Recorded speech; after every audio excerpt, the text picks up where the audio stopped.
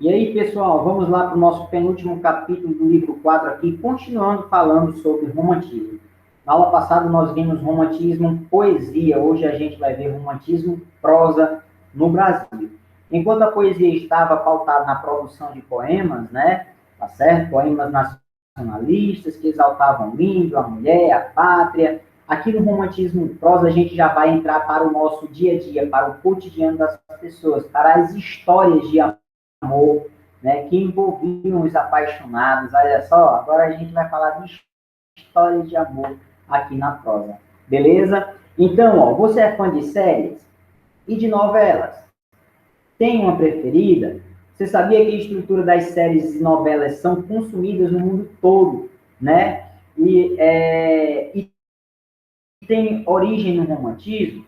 Leia da estrutura das séries e novelas de televisão e descubra no decorrer deste módulo como ela dialoga com o movimento romântico. Então você vê que a novela, as séries aí têm estrutura romântica,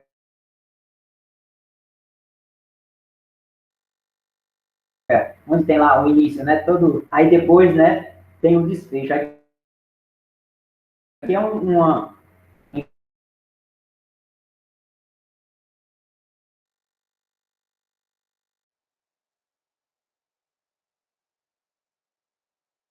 Guimarães chamada Sky. Eu acho que foi minissérie, foi maravilhosa, inteligente, né? Que era muito desejada aí, principalmente pelo Leôncio, né? Só que ela amava o Álvaro, um cara educado, e não tinha inveja, um cara muito romântico, beleza? Então vamos lá, o romance romântico. Vamos começar com o romance. Gente, existem vários tipos de romance. Romance policial, romance romântico, romance realista. Só que a gente vai ficar aqui com o romance romântico, que é justamente a história de amor entre duas pessoas, né? Beleza? Em que vão ter que enfrentar vários desafios, vários obstáculos para estarem o quê? Juntos, romântico, beleza? Ok? Tranquilo? Então é esse que a gente vai aqui. Essa é a definição. A gente pode ter essa definição aí, que está no quadradinho aí, que vocês estão vendo, a forma literária, por excelência, representativa no mundo burguês e do homem como indivíduo, entidade autônoma realizada, aliás, realidade singular, perante o mundo e a sociedade. Isso aí é muito complicado para vocês entenderem, mas entenda, romance romântico é história de casais que enfrentam obstáculos para, né, poderem ter uma vida, um final feliz, né, isso, essa é a estrutura do romance romântico, o final feliz, né? Isso a gente vê isso aí na escravizada. A estrutura, vamos ver como é que se estrutura, né? Temos aqui, ó, a estrutura do romance romântico se dava da seguinte forma, de acordo com Sérgio Gonzaga, em curso de literatura brasileira. Olha só, temos lá a harmonia inicial, que é a história, né, perfeitinha, todo mundo feliz, a ordem dos valores burgueses. Aí depois vem o que, pessoal? Já vem a desarmonia, já vem aquela insegurança, os ciúmes e tal, aí já começam as brigas, aí entram o quê? As crises, né, dos valores burgueses, e o final retoma tudo de novo, o final feliz, a harmonia final, ou seja, felizes para sempre. Esse é o romance romântico, que é o restabelecimento de valores burgueses na ordem patriarcal. Se você observar nas novelas, nas séries, tem sim essa estrutura aí. A harmonia inicial, né, o começo feliz, depois entra o conflito, os ciúmes, as brigas, e depois, né, tudo volta ao normal, até porque o amor que salva, o amor é que impera, beleza? Então, essa é a estrutura do romance romântico. Aí aqui tem alguns, né, alguns detalhes aí que vocês podem ler em casa com bastante calma, sem, né, alvoroço, para não se perder no meio do caminho.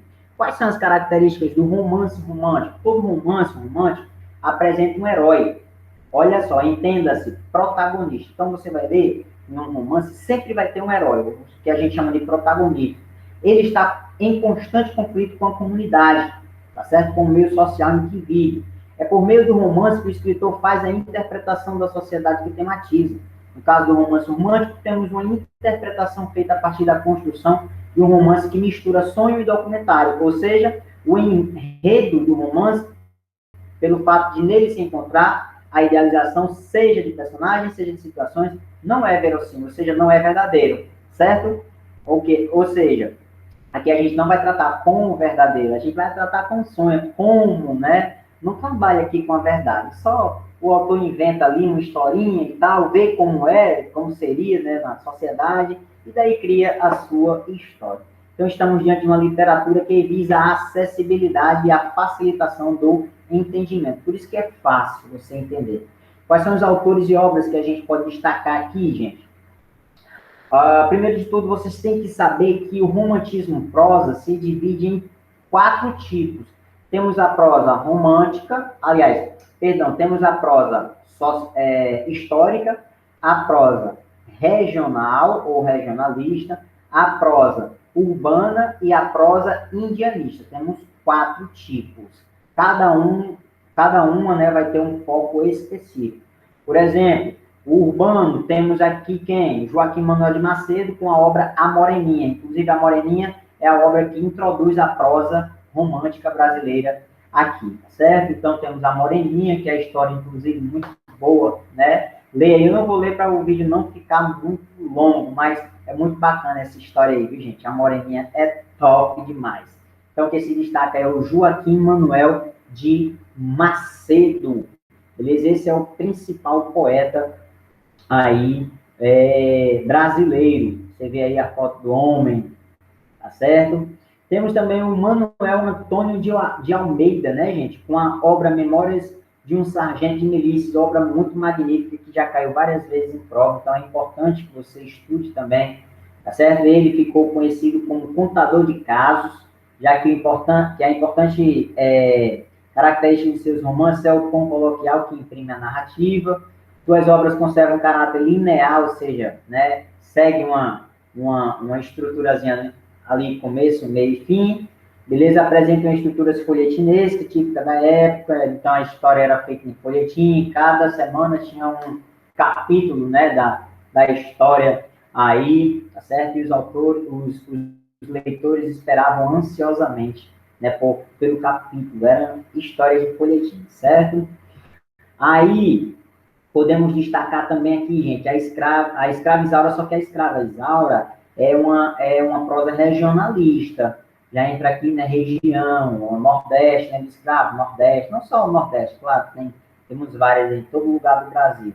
Mas regionalista, né, lembra muito a região de cada lugar do Brasil. Escrava Isaura é regionalista, o Bernardo Guimarães é o autor, né, dessa obra ilustre, magnífica, que inclusive eu tive o prazer de assistir a novela aí na Rede Globo de televisão, A Escrava Isaura.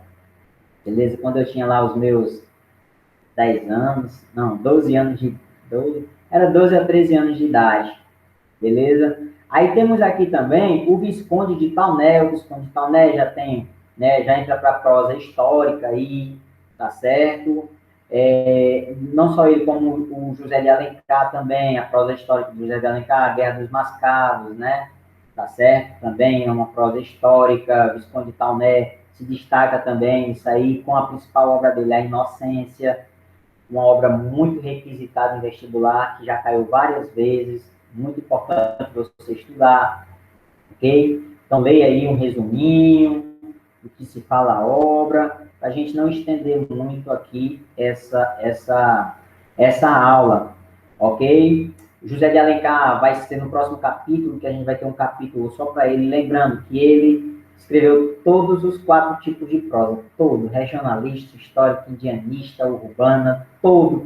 O cara é completo, tá certo? Aí você vê aqui uma imagem, né, gente, de uma senhorita chorando, olha aí, ó, tá certo? Então, essa é uma imagem bacana do nosso romantismo. Quem ama chora, quem ama sofre, quem ama ri, quem ama vive, quem ama morre. O amor é inexplicável, não é isso?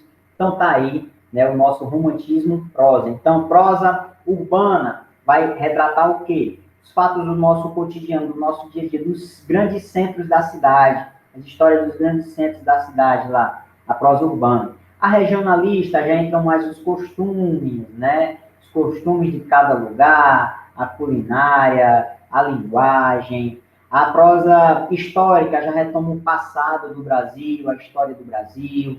E na prosa indianista já tem a valorização do indígena, né? Do índio, a valorização da pátria. Então, cada prosa vai ser responsável por um tipo, né? Por um sentido aí, por algo diferente da nossa, do nosso romantismo aqui no Brasil, da nossa história, né? Beleza? Então, qualquer dúvida que vocês tiverem, pode tirar na semana de revisão. Isso aqui é só mesmo um resumo, porque já foi dada essa aula para vocês, tá ok? Então, com isso, a gente encerra aqui mais uma aula e a gente tira as dúvidas de vocês só na próxima, né, leva aí de resolução de questões.